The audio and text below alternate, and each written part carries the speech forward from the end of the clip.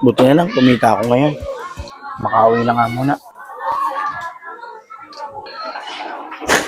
Mga anak, may dala akong pagkain. O tay, nandiyan na po pala kayo. Mano po? Anak, may dala akong ulam. Mag-ain na kayo para makakain na tayo. Oo nga pala, anak. Nasaan nga pala yung kapatid mong si Rose? Atay, kanina pa nga po siya wala dito eh. Talaga yung kapatid mong si Rose. Lakwat niya ng lakwat siya. Lagi na lang wala rito sa bahay. Hayaan mo na po tay, pagsasabihan ko na lang po pag uwi niya. O siya, sige na anak. Kumain na tayo. Babiyahe pa ako mamaya. Sige po tay. Oo nga po pala tay, perfect po ako sa exam. Mabuti naman anak.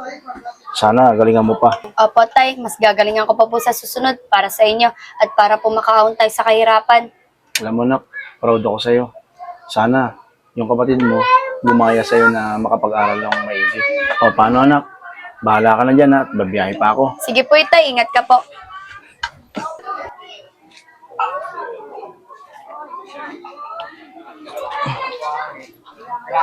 Chloe, kamusta pala yung bago mong school? Ayun, ang boring. Parang di boring, bago pa lang. Oo nga, Chloe. Huwag tumagal tayo sa bagong eskwelahan. Kakaroon ka rin na kaibigan. Ayoko pa din dun sa bagong eskwelahan. Si mama lang naman may gusto nun eh. Kaya gusto mo doon sa dati mong eskwelahan kasi nandun yung crush mo. Papansin ka talaga, Mirin. Oh, bago yung cellphone mo, Chloe ah. Gift to sa akin ni mama. Iba ka talaga, Chloe. Bili mo lang sa nanay mo. Bili agad. Malapit na din kasi birthday ko, kaya binilan ako ni mama ng bagong cellphone. Sira na din kasi yung iPhone ko eh. Mapapasahan ako lang talaga. Tara, punta tayo, Monte. Tara, sige. Parang basketball na rin ta. Monte po.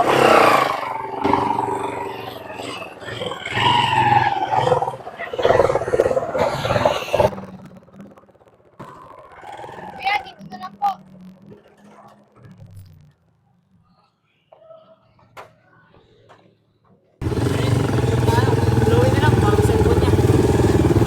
Sige, sa cellphone ko na lang. O bakit, Chloe? Mula dito sa cellphone ko, Mat. Oh, saan mo na nalagay? Oh, Chloe, nakita ko lang yung cellphone mo kanina sa bulsa mo bago tayo sumakay. Ala, totoo ba? Di ko nalagay sa bulsa ko eh. Wala, Chloe, kaabigay pa naman ng mama mo nun. Wala, nakita niyo ba yung plate number na sinakay natin? Hindi eh. Hindi ko din napansin eh, pero tanda ko yung kulay ng tricycle. Guys, tara, hanapin natin. Maga pa. Sige pa nga, tara, hanapin na natin.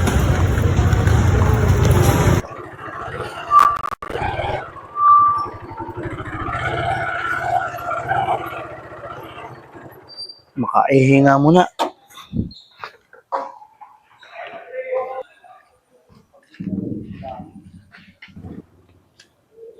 Naku, may cellphone. Kanino kaya to? Sa dami ng sumakay sa akin. Hindi ko alam kung kanino ko ibabalik to. Naku, matawag na si Kylie. O Kylie, bakit anak? Atay, nasa na po kayo?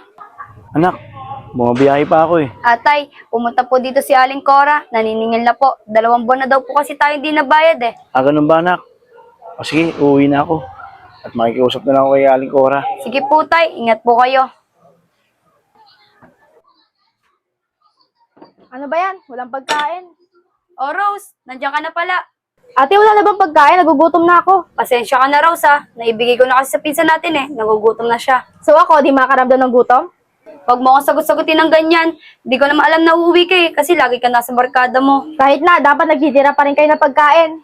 Oh Rose, saan ka na naman pupunta? Kakauwi mo lang, aalis ka na naman. Dito lang, magpapalamig lang ako, baka sakali mabusog ako sa hangin. O anak, bakit nakasimangot ka? Wala po tay. Wala. Hindi na nga mapinta yung mukha mo. Eh tay, kailangan ko po kasi ng bagong cellphone eh, para sa school ko po. Naku, may cellphone. Kanino kaya to? Sa dami ng sumakay sa akin. Hindi ko alam kung kanino ko ibabalik to. Tay, ba't po nanahimik kayo? Wala naman anak. Aga ng